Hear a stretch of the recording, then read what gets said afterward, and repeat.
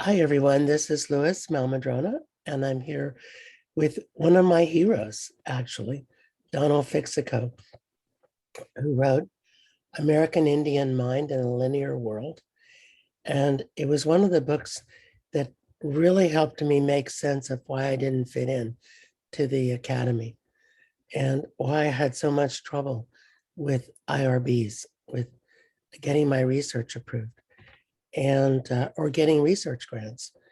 And so his book was really helpful to me in terms of thinking about my identity versus the desired identity of the academy. And so I'm just really happy to welcome Donald Fixico, who's a professor at Arizona State University, home of the Sun Devils. Here at the University of Maine, we're the Black Bears. So there's not as much sun here as where you are. And so anyway, welcome. And I'd be happy if you would tell a little bit more about yourself for the benefit of the students and others who are watching, and then we'll launch into talking about your work. Well, thank you very much, Dr. Mehl-Madrona, for giving me the opportunity to be with you and to be with your students for this time. And it's just a joy to kind of talk about your own work when you do so many things for academia and for your university that it's not very often that we kind of get to delve into things that we really enjoy. That is kind of off the grid, I guess, meaning off the grid of outside of our besides the Western way of knowledge. So thank you. Yeah, thank you for coming. So I wondered if you could share with us the process that you went through in formulating the idea to write your book. And of course, I'm going to ask you about your later work beyond the book.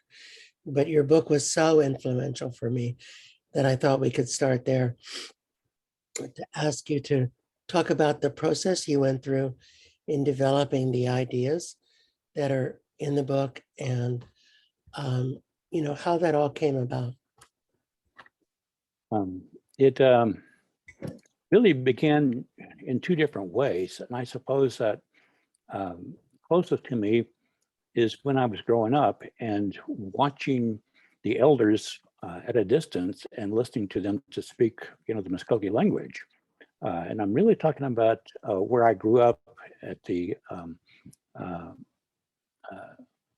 Gar Creek Stomp Ground for the Seminoles, because I'm Seminole and Muskogee on my father's side and kind of grew up in that tradition. And on my mother's side, I am also Shawnee and Sac and Frogs. I was born in Oklahoma and raised in Oklahoma, thought I would never leave Oklahoma. So in growing up in the Muskogee and Seminole tradition, my hometown, Artolova, is Gar Creek. And so in growing up at Gar Creek, as we went to dances literally all the time, I thought everybody did that on the weekends. And as I began to get older and not realizing that we were kind of different, but not unusual from other Native families.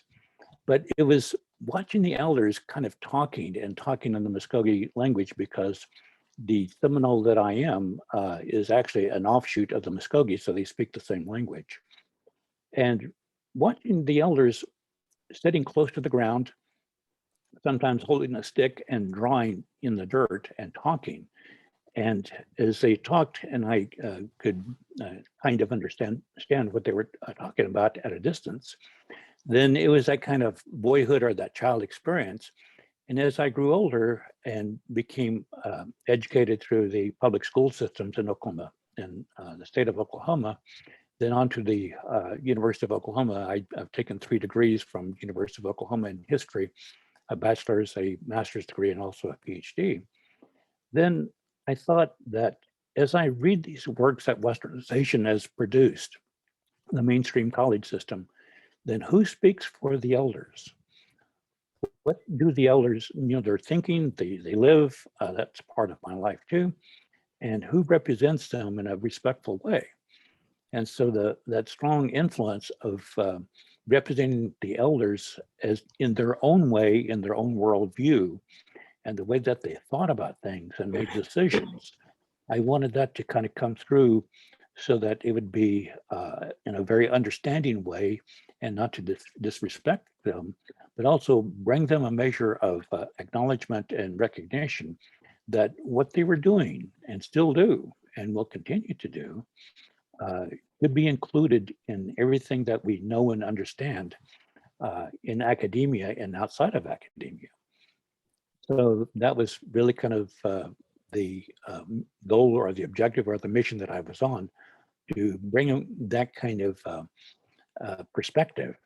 But it doesn't speak for all Native people. It really speaks for how that I grew up in the Muskogee and Seminole tradition, because when you look all across, and there's almost 600 Indian nations that are federally recognized, then the Comanches think a certain way, and there's a Mohawk logic, and the Cheyenne have their own ethos.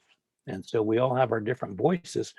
But when you look at them in a binary situation of Indian-white relations, then obviously Native people who are close to their traditions and raised that way don't think like the mainstream, because I find myself and found myself thinking not like the mainstream, and actually struggling in school. I mean, grade school was a breeze because you memorize things.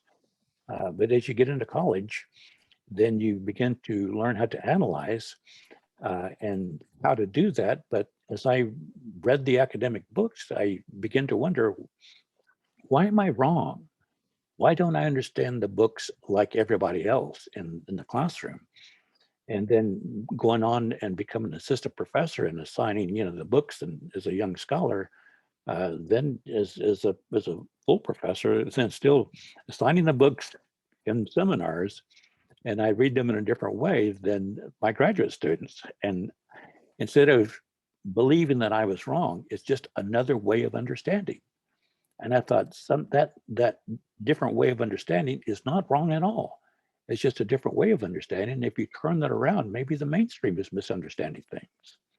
And so that was kind of the second reason for the motivation for writing this book called The American Indian Mind. And as you notice the title, The American Indian Mind in a Linear World.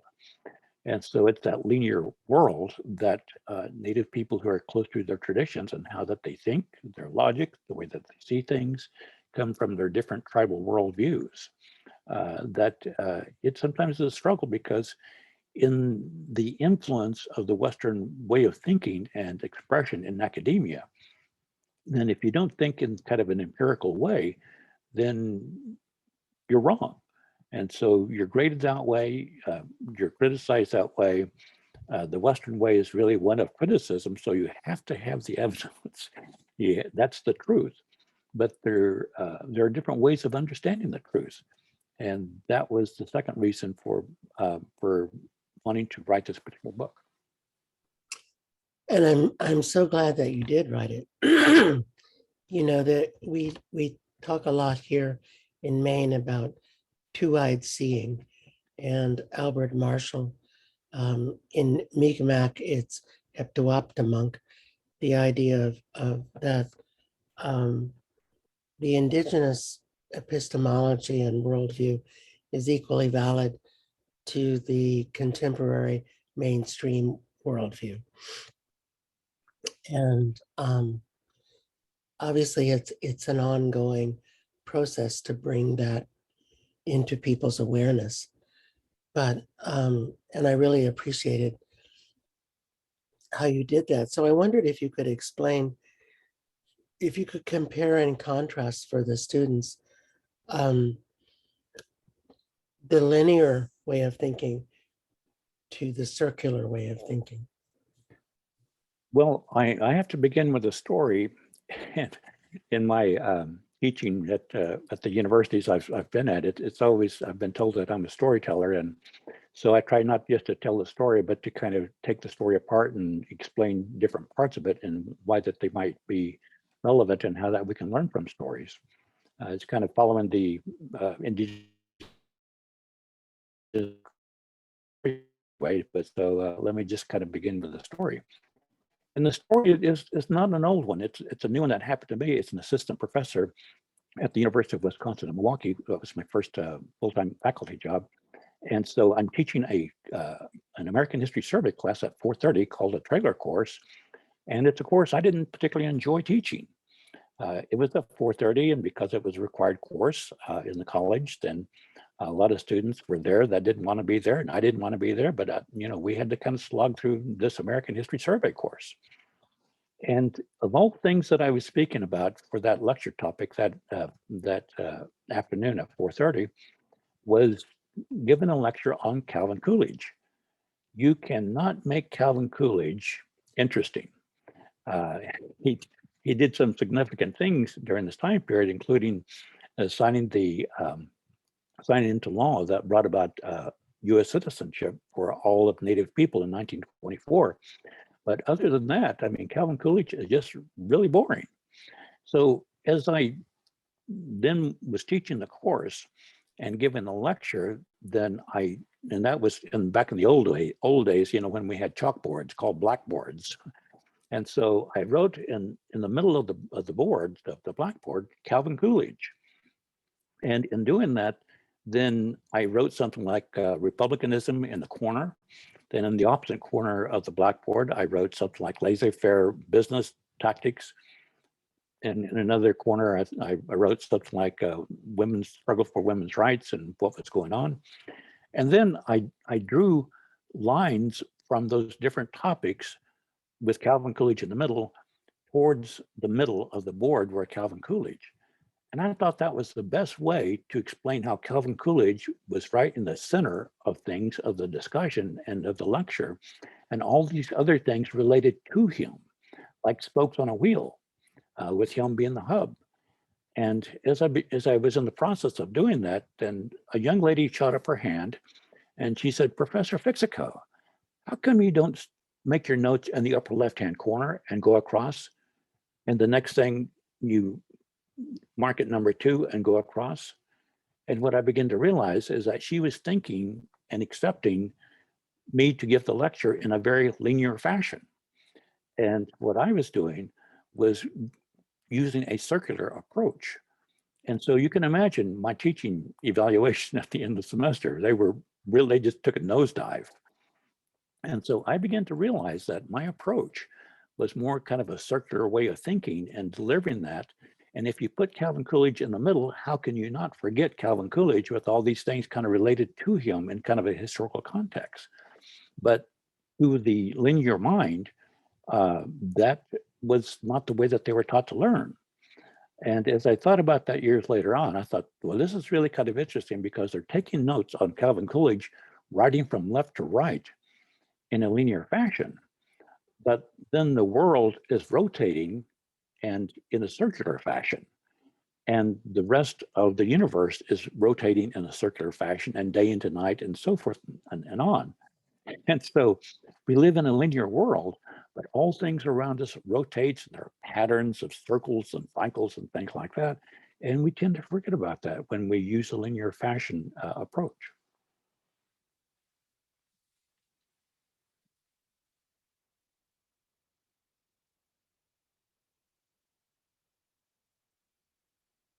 Well, I think you're muted.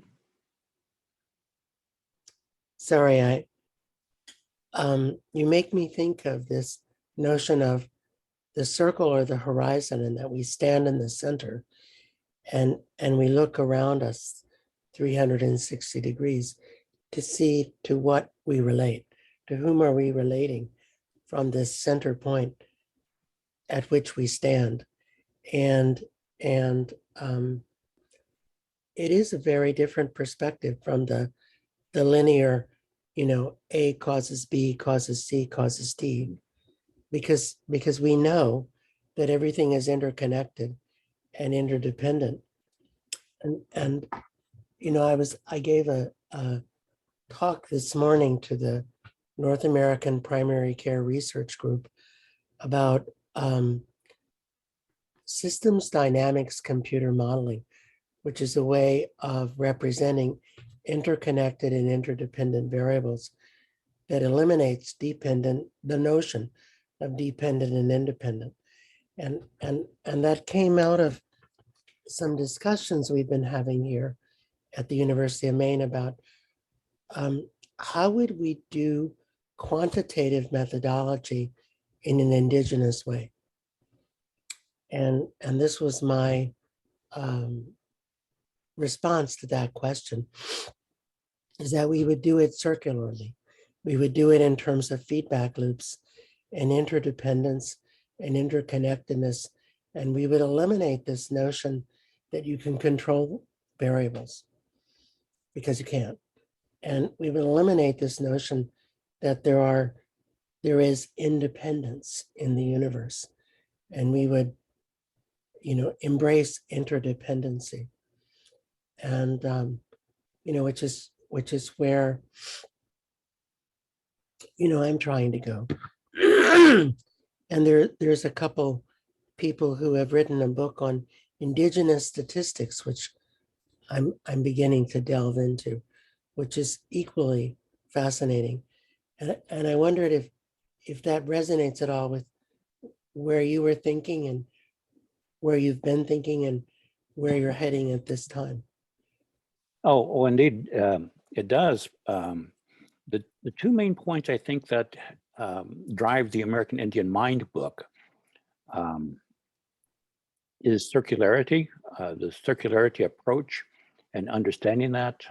When I write, the press editors say, "Don, you're being repetitive again." It's just that, you make a point and then you come back to it. And then, I come back to it to make sure that people understand. And then I come back to it. And so my writing doesn't move in a linear fashion. So I have to go back and hammer out the circularity in order to move the story along.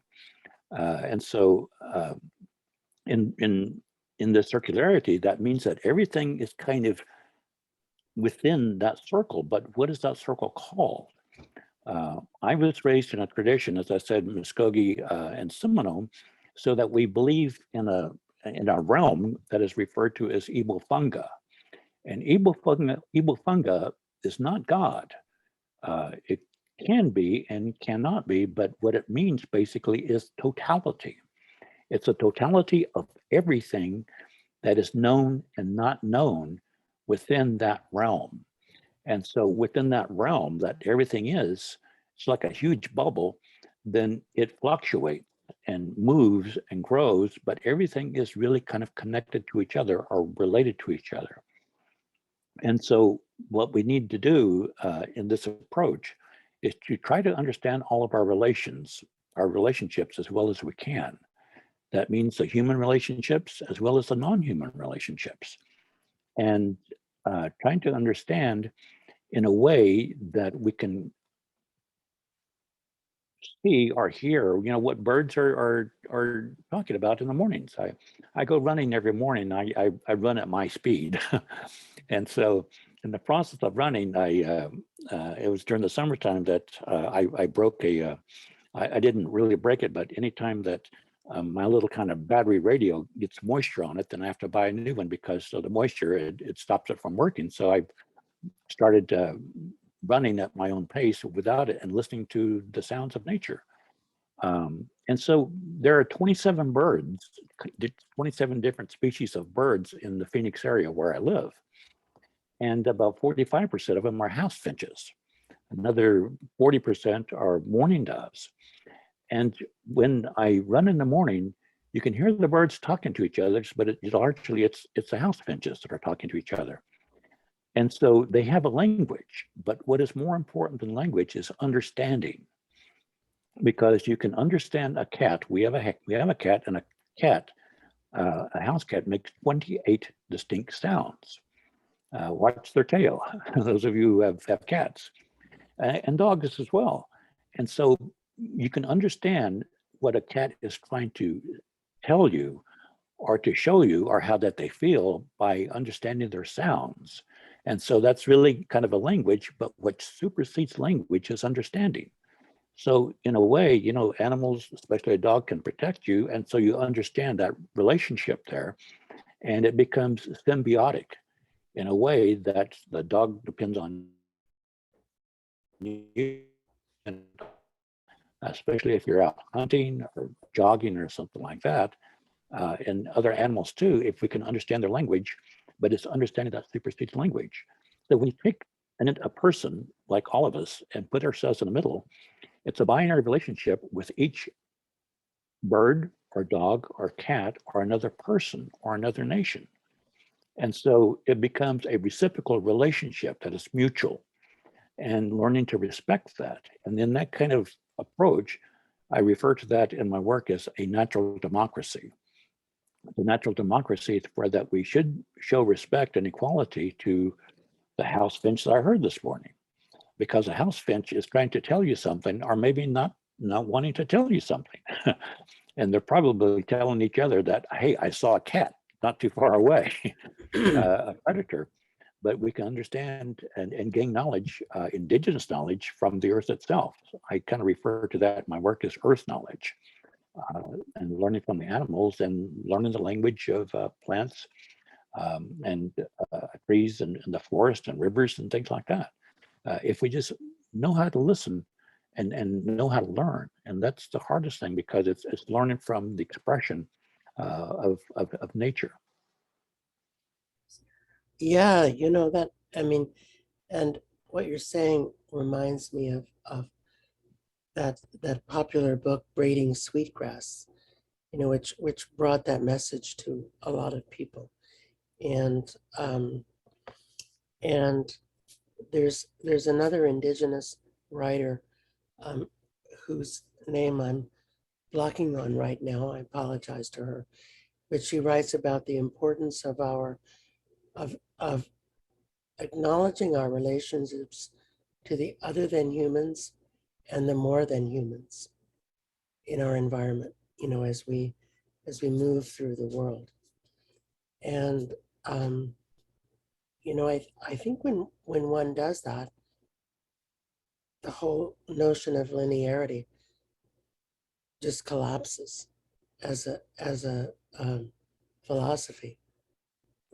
Though many people haven't noticed, you know, Hmm. as Well, I'm sure. well, we can learn much more if we can understand and observe people's actions and try to interpret them, because a lot of things are shared which are not spoken about. The second, I guess, important point in the book, The American Indian Mind, is visual analysis or visuality. So what we see is so important, but also how we understand that, and to understand that in a reciprocal way, in a receiving way or acceptance, rather than trying to pass judgment on it and to say, well, you know, my interpretation, I'm sorry that you understand it, that it's wrong. Well, it's not necessarily wrong. It's just a different way of understanding or expression. And so being more visual. If you take, for example, that words convey really only about 7% of what we're trying to say. And so 93% of what is said is or understood is made up by facial expressions and voice tone. And so we need that other 93% or about 90% to see someone to see how that they're saying that, and how that they're using their hands and their tone of their voice or something like that, so that we can understand. Because we as human beings, we don't listen very well. Only about less than 10%, about 7% is what we hear. So the information that we take in, we need to kind of be very visual at the same time, because there's a lot that is being shared, and sometimes the wrong words are being used, because what the person is really trying to convey is what they really think, but they might be saying something different. And if they say something different, then we're listening to that, and we're taking in the wrong message of what is really true, or how that they feel about something in particular. And so language is really superseded by understanding. And when you take the English language, there is something about uh, um, uh, about 500,000 words in the English language. And so when you think about 500,000 words, that's a lot of words. But there's sometimes when you talk about native things, you talk about indigenous topics, that there are no English words to convey that. So the English language tends to break down. And so you have to be very descriptive in English. And that's how some tribal languages work too. You have to be more descriptive. So you're trying to say elephant, the word elephant, and you say a big animal with a long nose. And so the translation becomes, a very long spoken series of phrases in order to convey the meaning of elephant. So that's why visuality is so important, because the eyes take in, we see so much and to take it in, but sometimes we only see what we want to see. So if we can see with a wider mind and a little bit more liberal, then we can learn much more. And I think that's why, Native people have always been kind of great visual scholars of not just human beings, but, the non-humans and Mother Nature and of the past and the present and obviously of the future. Indeed, and you make me think of a friend of mine who's an anthropologist was adopted into one of the tribes in Oklahoma, and his adopting father asked him to convey his wisdom or thoughts, to the non-Indian world. And my friend, whose name is Bob Vetter, who also graduated from the University of Oklahoma in anthropology, dutifully brought his equipment to this elder's home and proceeded to record hours of teachings. And he told me that the teachings made total sense to him in the moment at the time. But when he listened to the recordings, it made no sense at all. And he said he learned a really important lesson, that you had to be there in the flesh to understand, that just reading the words would not bring you to that place of understanding that the elder was trying to take you. And he slowly did eventually finish the book that he wrote with this elder, but it didn't work from recordings. He wasn't able to use the recordings because he couldn't make sense of them. And I wonder, does that fit with what you were saying? Yes, I think so, because I'm going to go in the direction of oral tradition here for a second or two, because stories are so very powerful. But I guess the question would be then is, why are they powerful? Why are they effective? Native people obviously didn't have a written expression. Sequoia, the Cherokees, then other tribes would later on develop written languages. And so that meant that the dependency was really on storytelling or the oral tradition. But in telling the stories in the oral tradition, that meant recreating the reality of the past and recreating the reality so effectively. And it depends on the ability of the storyteller, that an effective storyteller can bring people in the present back to that past reality and recreate that reality. They can describe how cold it was that day, if it was raining, what the feeling in a room was, or at a treaty council, and all of that. And so instead of a person trying to read something in black and white in a book, and then trying to remember and understand from that point, it's very hard because there's no realism. The realism has to be conveyed through the written word. But if you describe that, you can be a very effective at taking a class back to the Treaty of Medicine Lodge councils, that were negotiated for a week, or to another place, or to a battle, or to maybe just a simple story. And so storytellers are able to recreate that reality, because I think we as human beings We, have not evolved that that much, and so we have to kind of be in the moment that we truly understand. And as a historian, that's why teaching history is sometimes really challenging, because people just don't. But until you really kind of recreate that story for them, then you take them past, back into the past, wherever that may be, like Tecumseh leading, the warriors in the Ohio River area during the period of the War of 1812. So you have to be able to do that very effectively, and in a contemporary way. Doing it in the contemporary way, you really have to know more details and be like a detective in order to recreate that, and then join that, I think, with the oral history tradition of Native people. So that's really kind of a combination. That is, I think, conveying storytelling effectively and recreating that realism to people who might be in the audience who are also non-native. Mhm. Now, if they're of the same tribal tradition, then I don't think you have to do so much, because they would have some really understanding of being Cherokee or being Mohawk or Cheyenne. Uh, and so they would already have a sense, a kind of a innate understanding, a feeling of what it might have been like for Sweet Medicine to go up on Bear Butte and to learn the messages that he was told by, the spiritual elders. If you're Cheyenne, I think it would be easier to understand that.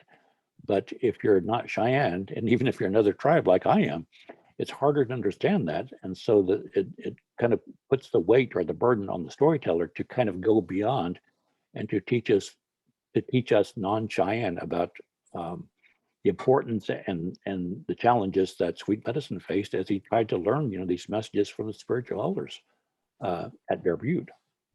Right.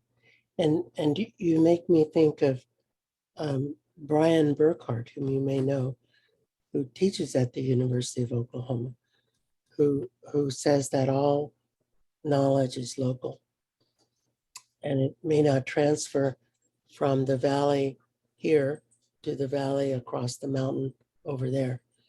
That whatever we know where we know it, and we know it because it's us who know it, and someone else might not know it and might not see it, and in the next valley over, it might not be true.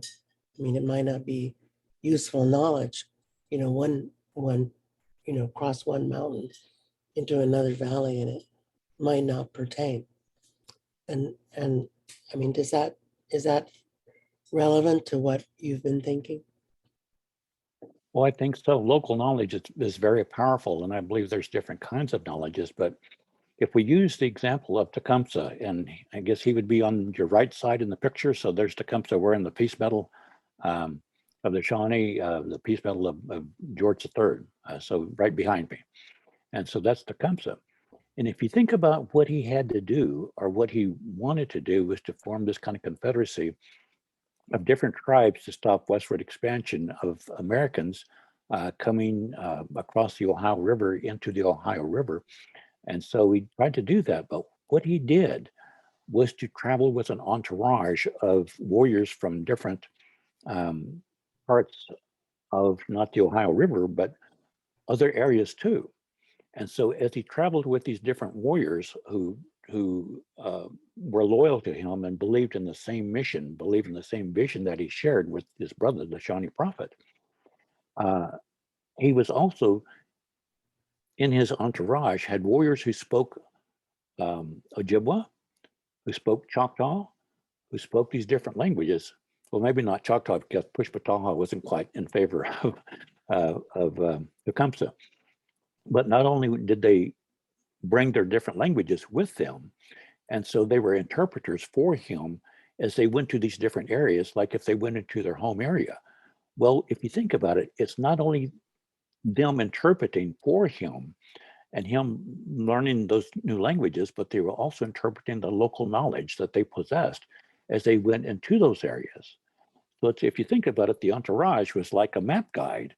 And so everywhere he went, he would ask somebody, well, this is your land, this is your homeland, this is your earth. What is it that is very important that we should know? And so each of the warriors would know the local knowledge of where the next river was, where to hunt, where to find food, and things like that. And so that's transporting or having that kind of venue for using local knowledge in that particular way. Yeah, that makes so much sense. And I have so many questions, but I didn't want to forget to ask you. So what's current for you now in your scholarship? What's exciting you this week in your thinking and what you're writing and teaching? Largely, it's trying to get through the teaching, my teaching responsibilities, and I teach a graduate course. It's our History 641, and it's looking at all the historical debates through historiography. And so it's going out of my comfort zone a little bit. And last night we talked about progressivism, having nothing to do with Native history or Native studies or anything. And so it's that extra, responsibility. I find it very interesting that, why is it somebody that, like myself, who is a so-called expert in a certain area, and I'm teaching American history. And so why can't an American historian teach Native history for me, or teach a course on Native history? So when we teach in the mainstream, then sometimes all of us who teach in a certain area, we have to teach the mainstream at the same time. The mainstream doesn't necessarily teach what we can teach. And so that's a challenge for us when we do that. The other course that I have two courses this semester. It's called Outlaws and Indians and Ladies of the West. And so it's talking about Jesse James and Billy the Kid. And so yesterday we talked about, in class, we talked about Wovoka and the ghost dance. And how that challenged, those practitioners, including Sitting Bull of the Sundance. It didn't just challenge Christianity, but it challenged the Native belief systems of other Native groups. But what I'm working on right now is I've finished a book manuscript on what I call Indian territory and manifest destiny. I think race, power, and blood. And so it's how that my home state, Oklahoma, was called one time Indian Territory. And I have 12 chapters on removals that I refer to as moving fire. Also, the Civil War period, outlaws are in there as well. The land rush is in there as well. The railroad contest or race of the Iron Horse coming into the Indian Territory as well. The push for the state of Sequoia is in there as well. There's 12 chapters. And that is spun off into a current book that I'm writing on of 8 chapters is called Chito Harjo and the Crazy Snake Movement. And it's referred to really as the Crazy Snake Rebellion, but why is it a rebellion? In my interpretation, then he was really kind of fighting and arguing for the old ways to be continued.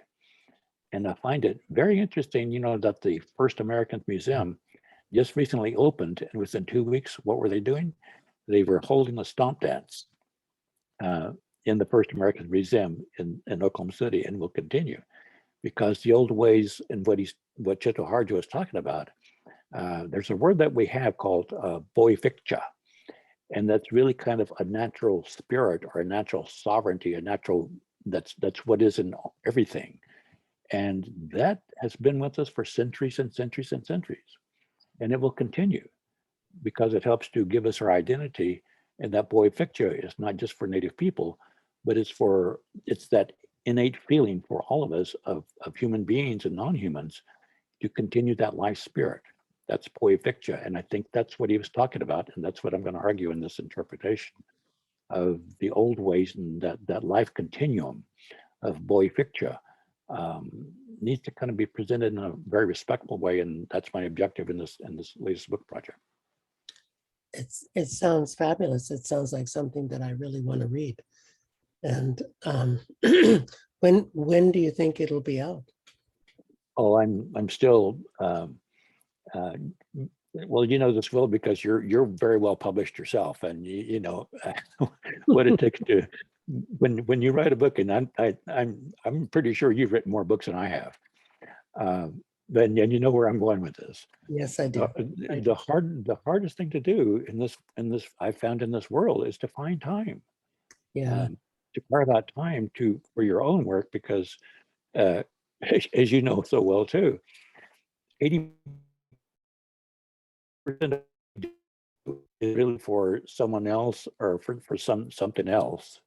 And if we get 10% of 20% time left, then 15% you're doing something for your wife or your family or for your home, and that maybe 2% or 3%. That's when you look forward to, and maybe it's early in the morning or late at night when you're able to kind of look up an article or to squeeze out a paragraph or hopefully to dash something down on the page, and so that you've got something to look at. And I am not a born writer. I've edited and published 15 books, but each one I've thought, what's my last one? And so I'm just a hammer and tong guy, just hammer it out until it's kind of acceptable to me, and then kind of sending it off. And I get criticized pretty heavily, and I'm not afraid of that anymore, because I think my feeling is that, well, I've got it wrong anyway, but I'm going to write it in a convincing way that people might see the value in it, and so that's what I hope for. Um, my writings don't win a whole lot of prizes at all, because it's coming from a very kind of native point of view, and a lot of people don't understand that. And so I think where the scholarship is now is really kind of in the middle of shared experiences, even if it's about boarding schools or intermarriage or Indian wars or something like that. But you have to see the mainstream actors of history kind of in that. And those books in particular are the ones that win prizes. Mine is totally on the other side, where that it's coming from a native perspective. And it's only when individuals like yourself kind of see the value in that are able to kind of reach over to where I'm coming from and say, that might be important. And so my work might be more for those people who are more broader thinking or accepting. I'm not sure. Well, and I think, in universities all across the world, we're trying, there are those of us who are trying to advance the indigenous way of thinking. And it's an uphill struggle, because the linear mind won, in the sense of colonization and conquest and control, and I think about, there's a marvelous book that I just read by a woman named Singh about the mushroom at the end of the world. And she writes about the goal of settler colonial capitalism to control nature and everything. And that the linear project is one of control. And she says it's failing, as in global warming and all kinds of other things, that because you can't control the world, and and she says that indigenous people all over the world could have told the capitalists this, that their project was doomed because you can't control the world.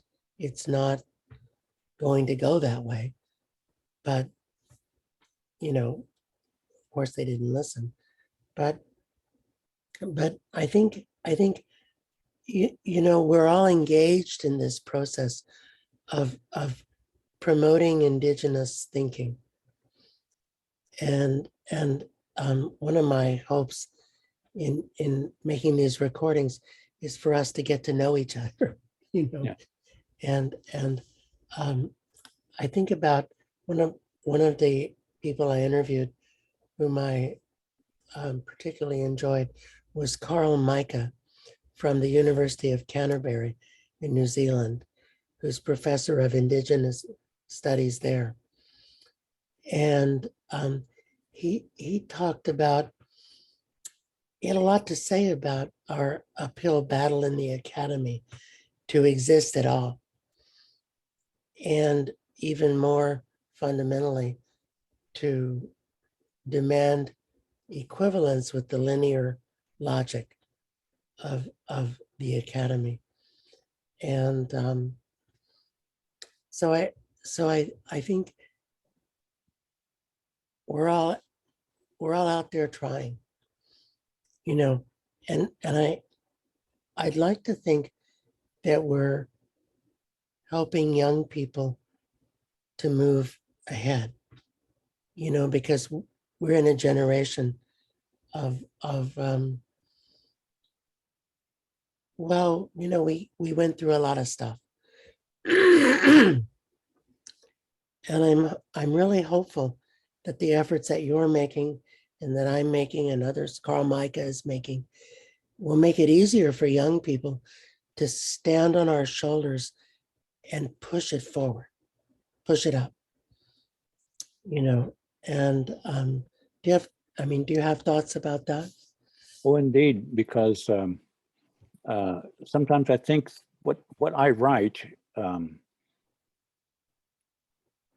will not help too much right now, but maybe for the next generation. You know, I've been told and I've learned over the years that the hardest thing to change about people is the attitude of people.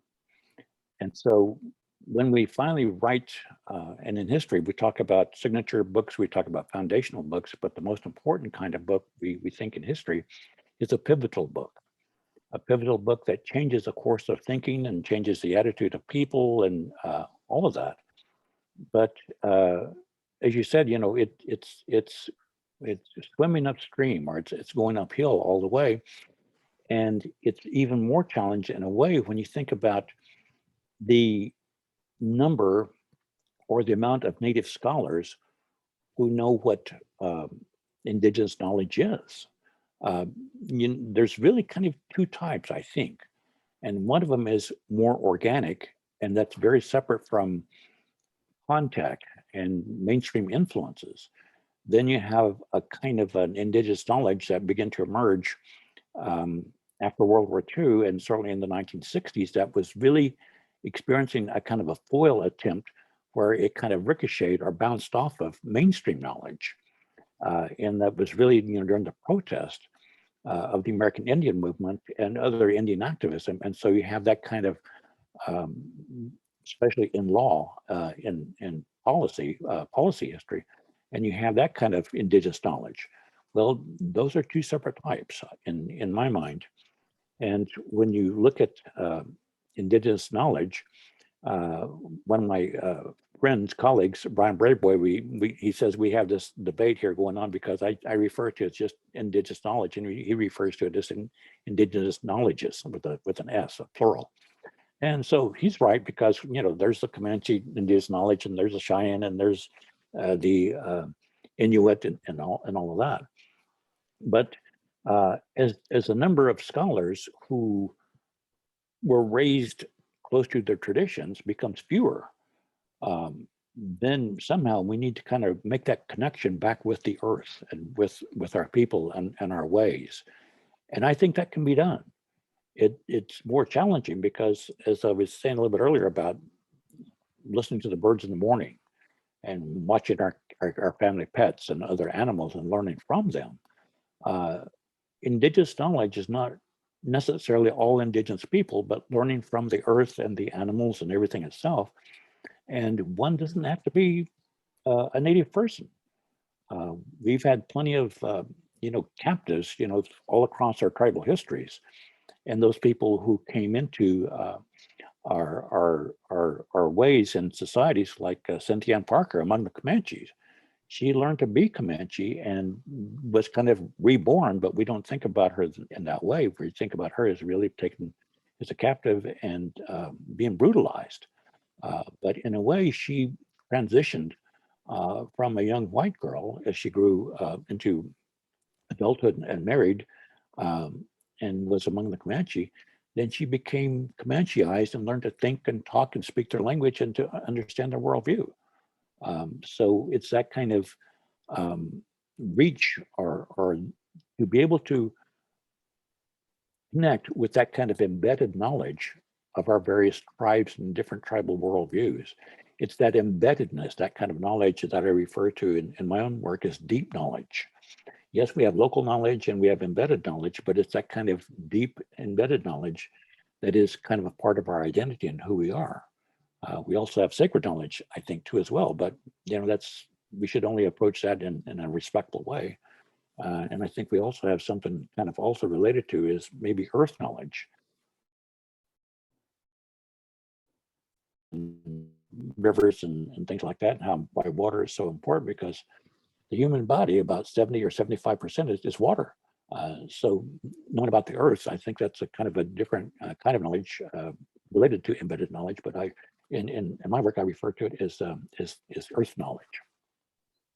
Right. And I there's been a discussion about the need to overthrow this sort of binary, of indigenous, non-indigenous, and earth, non-earth. And I think some of it comes out of the Blood Quantum Act of 1904, in this notion of changing citizenship to pedigree, so that instead of full citizens of nations, we became thoroughbred horses or dogs. And before 1904, someone could just join the nation. I mean, I think about John Ross, who was the head chief of the Cherokee for the Trail of Tears and Death, who was technically 7/8 Scottish. Yeah. Yet he was fully Cherokee because he was a member of the nation. He was even the chief. And I think about, yes, those accounts of settler women who chose to stay with their captors because it was better. They liked it better, they discovered. I mean, the worldview and the lifestyle. And it seems like somehow we have to reclaim that. I'm not sure how we do that, but we have to reclaim our sovereignty, I would say, as opposed to our pedigree. I mean, does that make sense? Do you resonate with that? Oh, indeed. This is where I think sometimes the English language breaks down, and also the way of proving things, and especially as a historian, the way that I was trained academically, the evidence has to be there. But if you take, for example, I mean, how do we know that black holes exist in the universe? There's no evidence for that. And so what you do is like a jigsaw puzzle, you find out things around it, the stars and planets around the black hole, then therefore there must be a black hole. And finally now scientists have discovered that there are sounds coming from black holes.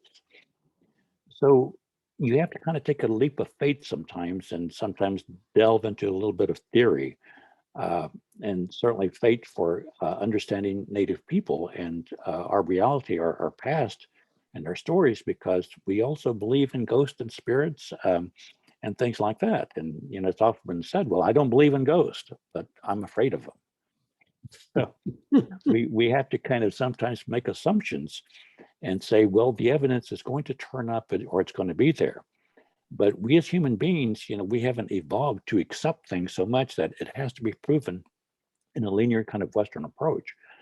And so Western learning does gain when it uses theory a little bit, and historians were afraid of theory, but I use it in my own work because it's just there.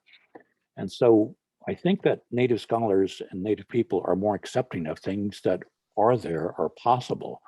And that's why I argue in my own work that our reality is a tandem of the physical reality and the metaphysical reality, that we have been able to function and live quite happily and successfully in accepting, ghosts and spirits and things that can't be explained. If you worry about them so much, you're going to get caught into kind of a state of confusion. And in the Creek and Seminole tradition, we refer to it as ihosa. And ihosa is that kind of web of confusion. And a powerful medicine maker could even put a spell of evil saw on a person.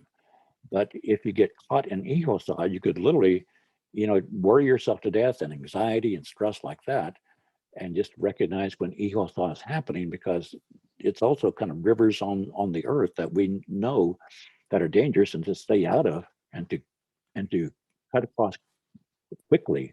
If you have to cross such rivers on the earth, they're not really rivers, but they're kind of danger zones.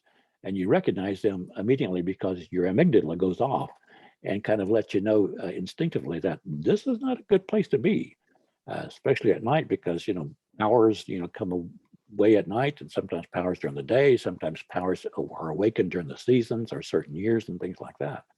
And we're not aware of those things until, our body with our embedded knowledge then kind of tells us, and as we watch the animals and plants and things like that, this is dangerous. And so we need to kind of be conscientious of those things, and to listen to our bodies and to how that we feel and how that we see things. And we can sustain ourselves much more. And I think Native people have been trying to do that for the earth, but I think not enough non-Native people have been listening. Right, indeed.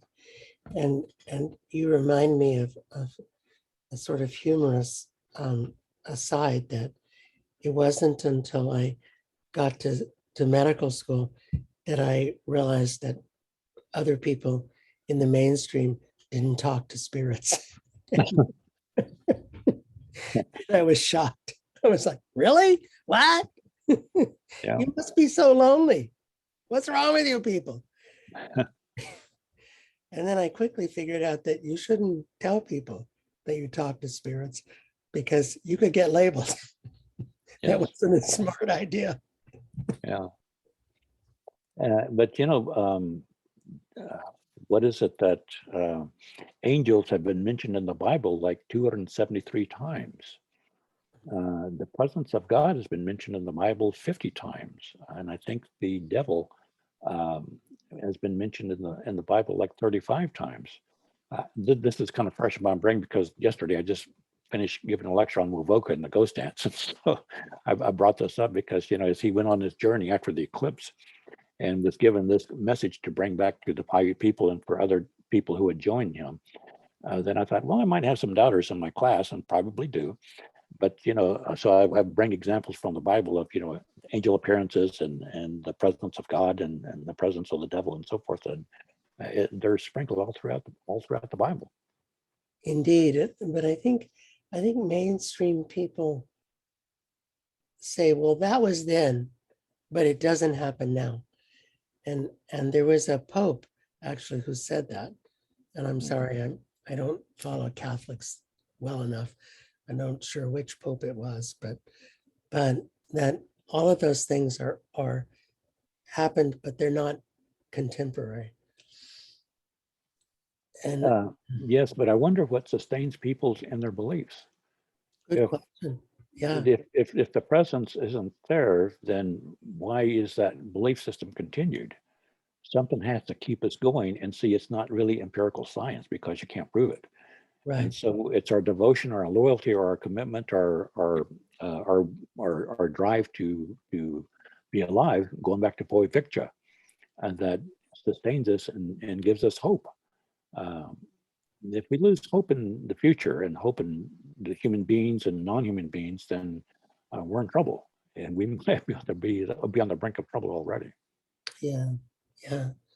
There's a Lakota story that says that as there's an eagle who flies across the sky every day in the morning. And as long as one person is praying, then humanity is okay. But if that last person stops praying, then it's all over. So hopefully there's more than one still praying. Yes. So before we stop, I selfishly, I wondered if you could tell a little bit more about Wewoka and the ghost dance, because that's certainly a defining event in the history of my father's people, the massacre at Wounded Knee, and it was a ghost dance in preparation to be conducted. And I just wondered if you could, say a little bit more, because I just love to hear more about that. Wovoka is a very interesting and extraordinary person that was born, and he was the Northern Pine in the area called Nevada, as it became Nevada the state. And as he was a young man, he really was not a person who wanted the spotlight, it seems to me, from what I've read and what I've been able to piece together, because in this course that, we try to analyze personalities and levels of intelligence and things like that. Or if you don't, then Jesse James was a bad guy, Billy the Kid was a bad guy, Black Bart was a bad guy. So what is it in their lives, and especially their young lives, that makes them different? And so with Wovoka, as a young person, at the age of 8, he worked for a rancher by the name of David Wilson. And David Wilson was married to a woman by the name of Abigail Wilson. And the Wilsons were devout Christians. And so they hired young Wovoka, and he gains the name Wovoka. It means woodcutter in the Paiute language. And so he works from about the age of 8 to he's almost 30 years old for the Wilsons on their ranch. And it's during that time that he's told stories by the Wilsons about the Bible, in the Bible, and the Bible being important. And so it seems that he's influenced by Christianity, yet he has that embedded knowledge that I was referring to a little bit earlier of being Paiute. And so as he then undergoes a kind of a journey, a visual journey, and this is an individual who doesn't seem to be wanting these things. I teach my classes, try to teach them there's 3 kinds of change. Change by force, and that kind of change doesn't happen if people don't want to change. There's change or voluntary change, and people will change their lives overnight if they want to do that. So that's voluntary change. But the third kind of change is divine change, like lightning striking, or it comes from a supernatural power or something like that. And in Wovoka's case, I think it's probably that divine force, that third kind of change that came into his life. So with the eclipse occurring and then him making this kind of heavily journey and coming back with the message, it's not his message, but it was a message that was told to him to share with the people. So he's like a conduit in that way. And so he brings that message that we need to prepare for the coming of a new world. And this new world would bring about the return of those people who died, loved ones. They would come back to life, and the buffalo would return. So it's a world renewal. It's a new world in a way, but people had to do certain things. They had to believe, and it's at a time in the late 1800s when there's like 200 reservations with Native people being placed on reservations. And we can't really say POW because prisoners of war doesn't become a term that's coined until 1919. So we can say POWs with an asterisk, 1919. But they were literally dying on reservations from poverty, from disease, and things like that. But what Wovoka discovered is they hadn't lost hope yet. There was still something that was, and that's what they had basically is hope, and that something would happen that would bring about a better life if they prepared and did the right things by committing themselves and their belief to the ghost dance and to learning it, to practice it, to learn the songs. And that was incredible because it's the largest gathering of Native people all across the nation. When you think about it, that it crossed over into 16 different states, reservations in California, Oregon, the Basin area, the Northern Plains, into the western part of Indian Territory, into Texas, the Panhandle, Kansas, Nebraska. I mean, that's a lot of Indian country that it covered, and it had that awing effect that even some non-Native people believed in it because it seemed like some Christianity was involved in it too, because Wovoka talked about Jesus traveling and delivering the gospel and talking about Christianity. And in a way, he was doing the same thing as he became known as the Indian Messiah. So all that was to happen. And so when things did begin to happen, and maybe they don't happen overnight, because when you think about the Indian population, I'll just end with a couple more comments here, that the Indian population had become less than 238,000 in the entire 48 states.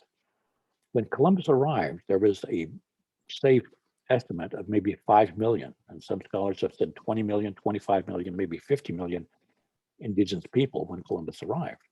Well, less than 238,000 in the time period of Wovoka's life. So we were almost becoming extinct and being referred to as the vanishing race.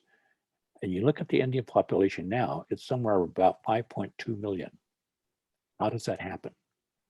Maybe this new Earth is returning, but we have to reach the bottom first, our experience and what it is in order to appreciate what we are having. One of the books that I wrote is called Resilience and Rebuilding. And so in a way, it's not looking at the water gourd being half empty, but let's look at it half full and talk about and think about what we've done since then. Yeah, that's so important. And in my clinical work, I work with so many people who have been terribly traumatized, across our 5 reservations, and some of their acts of resilience are just so inspirational, really. I keep telling people every day, I'm just so impressed that you're alive. I'm just so impressed that you survived childhood, and I just really want to honor the fact that you're here talking to me. However you're suffering in the moment, the fact that you're here is monumental. And I wondered if you could talk a little bit more about resilience. If we're running over, but you're so interesting and you are my hero. So, well, in looking at your work, you're my hero too. oh, Because thank you. what you have done and accomplished, it's most impressive. Well, thank you. But there's something that is very not just human, but it's about life, and it's that resiliency. Of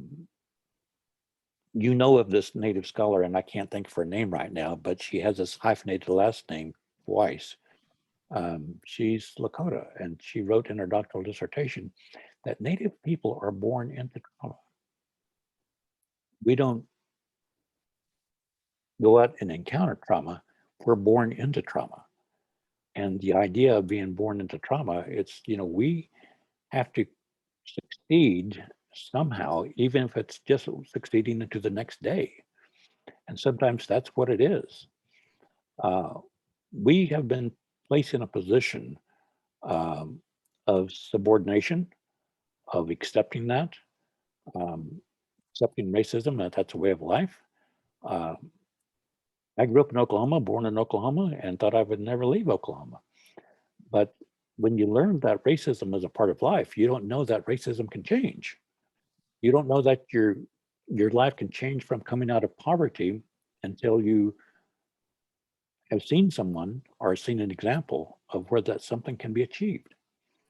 In my own personal life, I had no idea that working so hard could take you so far. As I said a little bit earlier, each book is, I think, my last book, because and you know that experience too.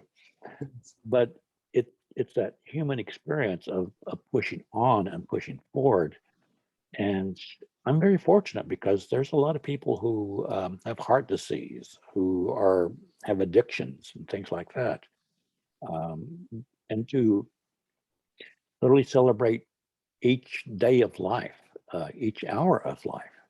And we don't tend to do that, but we need to kind of be thankful for what we do have, even if it's not very much. A long time ago, my mother told me, when you have your health and happiness, you have everything. Mhm. And she was a woman she's passed away, had triple bypass, and was on dialysis, and had a lot of illnesses. Um, and so sometimes it's a struggle, but were we not meant to struggle? We don't appreciate life until we have struggled. It's like the champion who falls, to the mat.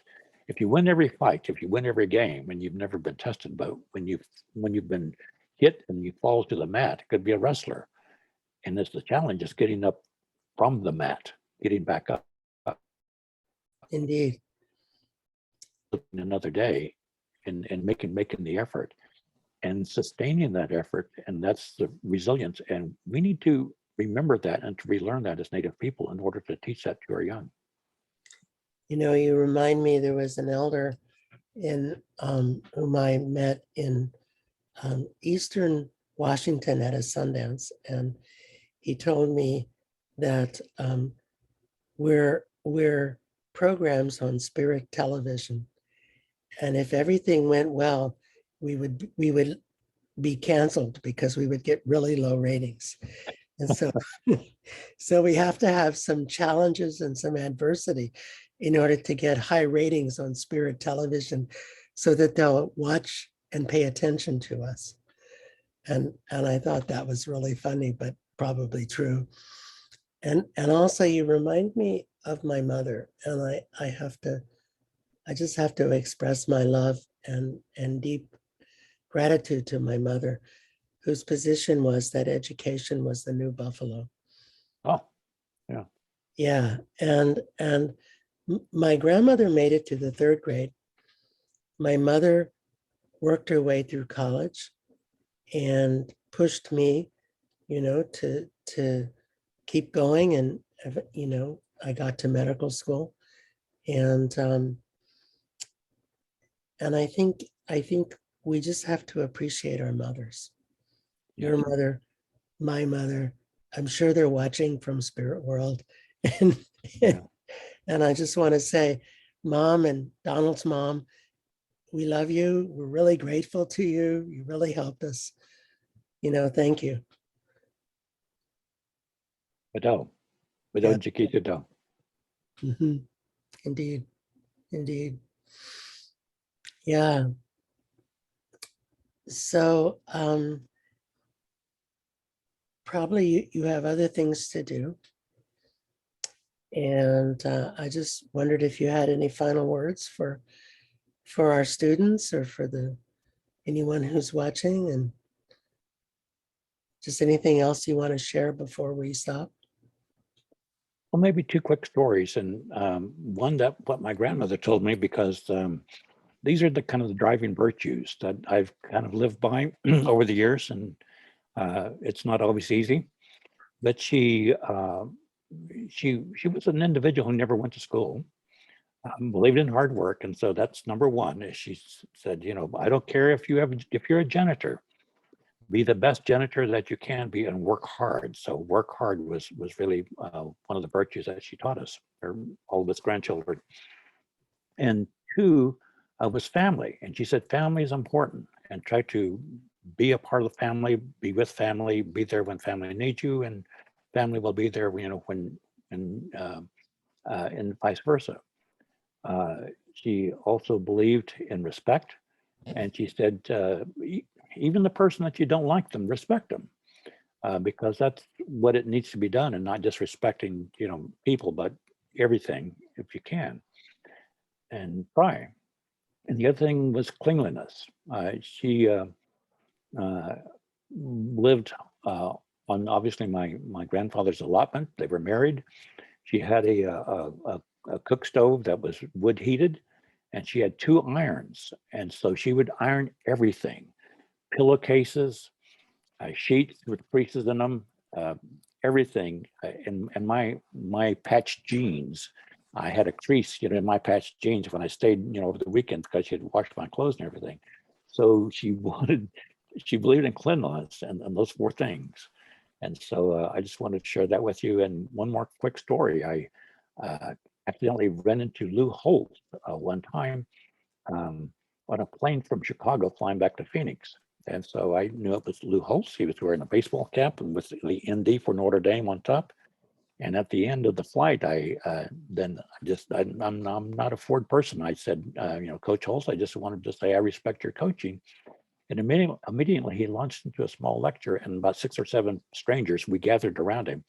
And he said, you need 4 loves in life. And this is what I want to end with. He said, find someone that you love and find somebody, that person who will love you just as much as you love them. And find something to do as your occupation. Because if you love what you do, it's not really work, but you'll have that love for it. And he said, find some place to work where that you loved that place to go to every day, because it won't be difficult to go to work because you'll want to be there. And then he said, find some place to live that you love to live there, in that home or that house that you build or make or rent or something. Make it yours that you love. And when you have those 4 loves in life, you don't need anything else. Wow, that's profound. That's very beautiful. Wow. Well, thank you. This was awesome. And I probably said too many times that you're our hero. And and your work has been so inspiring to me and to my wife. And I'm just honored and thrilled to have been able to interview you. And I hope that we stay in contact. We do come to Phoenix from time to time, and because we love Sedona and we love the Grand Canyon, and we have friends in Tucson, where I used to live once upon a time. So maybe we'll be able to meet you face to face at some point. Let's do that. Yes, let's do that.